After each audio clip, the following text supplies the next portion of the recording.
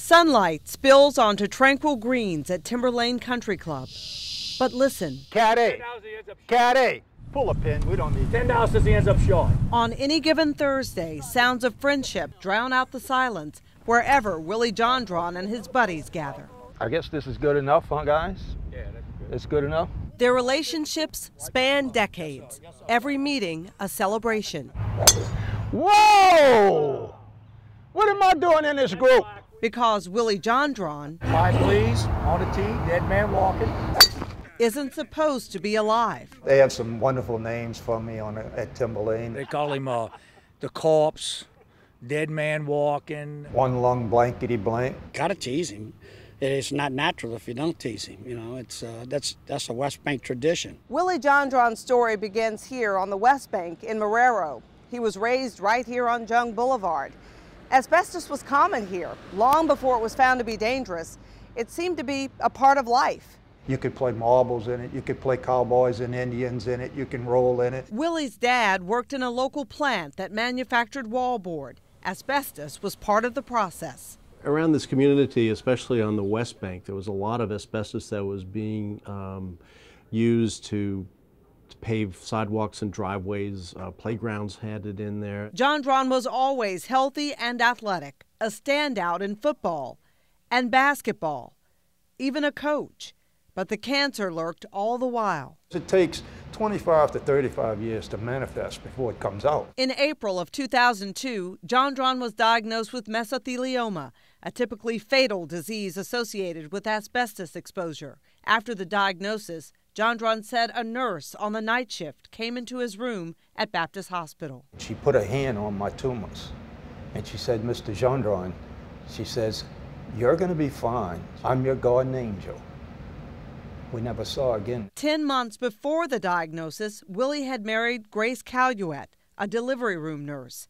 For these newlyweds, married life began on a note of near desperation. And in August, we'd go to Brigham Women in Boston and have the operation to remove my right lung, the lining of the lung, half my diaphragm, the number 6 rib. They gave me 5 to 20 months to live after that. And that was August the 7th, 2002. Jondron is a devout Catholic. Once out of ICU at Brigham Women's, he drew strength from the prayer cards that friends and family had given him. One card seemed special. I put that prayer cards on my shelf, and when I turned the lights out that night, that picture of that Blessed Virgin Mary glowed all night long. The power of his faith was pitted, though, against astronomical scientific odds. Once the diagnosis is made and is producing symptoms, then the survival is fairly short. But for Willie, months turned to years. Everything that happened was kind of like cascading, you know, one type of miracle after another. 5 years went by with no major health setbacks. Then in the fall of 2007, Jondron began to have severe pains in his back. The feeling was the same as it had been in 2002. They did the CAT scan. There was almost a 2-inch in diameter tumor resting on top of my liver in between the 9th and 10th rib. And you said? Here we go. The tumor was malignant. This time, doctors gave Jondron 4 months to live, a year tops with intense chemo. Every 18 days, 3 days in a row, 7 hours a day. They were giving me so much, they were pumping it in a portacaf and in an IV. I was so sick, I went down to 140 pounds. I threw up for 11 days and nights. Jondron was withering away, but prayed that he'd live to see his first grandchild, who would be born that December. His body couldn't take the strain of any more chemo.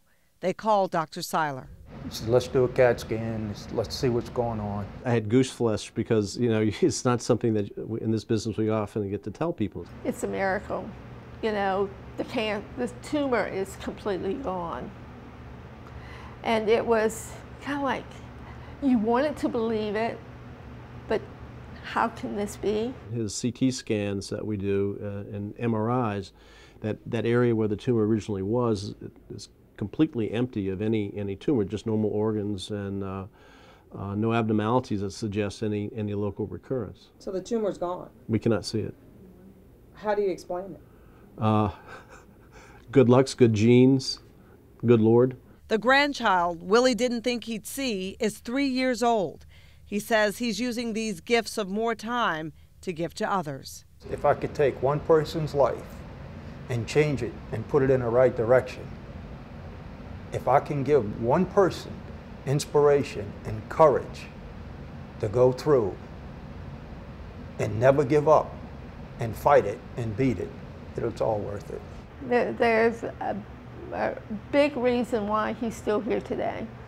And I think it's because he has more things to do in this lifetime. Life is not like a card game, you know? I mean, a card game, you get a bad hand, you throw it in. When God deals you a hand, you got to play it.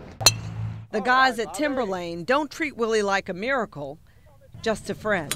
We hope that we're not around when he drops on the golf course, you know, because we would have to kick him on the side and keep on playing. But no, I've known Willie quite a few years, and he's a survivor.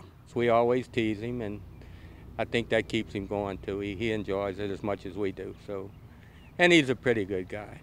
I mean, considering he gave us each $100 to come out here. He wants to be playing as he has for the past several years, and he'll play every day until his last day. You know my good friend Willie? Oh, God, Mike. He beat all the odds. He beat them all. He's still here.